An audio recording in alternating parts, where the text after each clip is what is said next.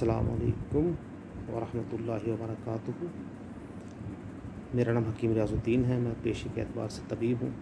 آپ ہمارا ایک سیگمنٹ ملاحظہ کر رہے ہیں خلافت راشدہ اور اس کے بعد مسلمانوں کی تاریخ ہے اس کے بارے میں۔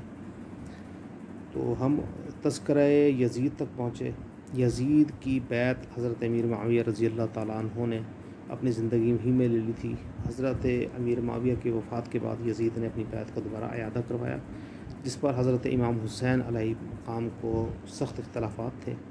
تو آپ نے عبداللہ بن عباس نے اور چند مختصر صحابہ کرام نے، جن کے نام تاریخ میں موجود ہیں، انہوں نے بیعت سے انکار کر دیا، تاہم باقی لوگوں سے بیعت لے لی گئی۔ امام عالی مقام نے بیعت کرنے سے انکار کر دیا۔ اسی زمانے میں کوفہ کے لوگوں نے آپ کو قتل کر بلانا شروع کر دیا۔ جب یہ بات یزید تک پہنچی تو اس نے اپنے بہت ہی سخت اور جلاد قسم کے جو سپہ سالار تھے ان کو کوفہ کے گورنر لگا کر بھیجا، جس نے کہا کہ میرا جو کوڑا وہ تمہاری کمروں کو سیدھا نشان ڈال دے گا اور تمہاری گردنوں کو جھکا دے گا اور تمہارے بڑوں کی عزت کو رسوا کر دے گا۔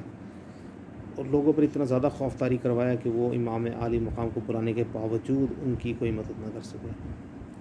یزید کے اندر بھی جو خوبیوں میں سے ایک بات یہی تھی کہ وہ پیسہ خرچ کرنے میں بہت زیادہ فراخ دل تھا، عطیات اور تحائف دینے میں بہت زیادہ فراخ تھا۔ لیکن ظاہر ہے کہ اس کا مقابلہ جب ہم صحابہ کرام سے اور ان لوگوں سے کرتے ہیں جو اللہ تعالیٰ کے نبی کے ساتھی تھے، تو ظاہر ہے کہ وہ ان کے مقابلے میں دنیا دار انسان تھا۔ تاہم اگر اس کے بادشاہ والی خصوصیات کی حامل دیکھا جائے تو وہ اپنے معاملات کو درست کرنے میں بہت زیادہ سخت تھا، یعنی اس نے مکمل طور پر ہر بغاوت کو کچلا اپنے زمانے میں۔ چنانچہ اب یہ دیکھتے ہیں کہ حضرت امام عالی مقام رضی اللہ تعالیٰ عنہ کے ساتھ جو معاملہ اس نے کیا، یہ کوئی تصور بھی نہیں کر سکتا تھا کہ نبی وسلم کے پردہ فرمانے کے صرف 50 سال بعد ہی اتنا بڑا سانحہ پیش آ جائے گا اور اس میں امت ایک طرف کھڑی منہ دیکھتی رہ جائے گی۔ یہ اس کی معاملات کو سنبھالنے کی بہت بڑی خاصیت تھی۔ ٹھیک ہے، بدترین اور لعین کام ہے اور اس کو اس کام کی قطعاً الا معاذ اللہ استغفر اللہ کوئی اس کی حمایت نہیں کر سکتا، لیکن وہ دنیائی معاملات انتہائی تیز ترار اور چلاک آدمی تھا جو اپنے معاملات کو سنبھال لیتا تھا۔ اس کی بات کیونکہ نبی پاک صلی اللہ علیہ وسلم کے نواسے حضرت امام عالی مقام کی شہادت کے بعد اہل مدینہ نے بیعت سے انکار کر دیا تھا، انہوں نے اپنی بیعت فسخ کر دی تھی، تو اس نے مدینہ شریف پر بھی حملہ کروایا اور مدینہ کو تباہ و تاراج کروا دی۔ اسے واقعہ حرہ کہا جاتا ہے۔ اور اس نے اپنے لعین سردار سے کہا کہ تیرے پر جو حرم نبوی مدینہ المنورہ ہے وہ تیرے اوپر حلال کر دی، اب تو جو مرضی کر۔ تو اس کے سپاہیوں نے انہوں نے اپنی حد سے زیادہ یعنی بدمعاشی کی، اور علماء کرام اور تاریخ دان بیان کرتے ہیں کہ کم از کم 7,000 قوارد و شیزائے اس ظلم کی وجہ سے حاملہ ہوئی۔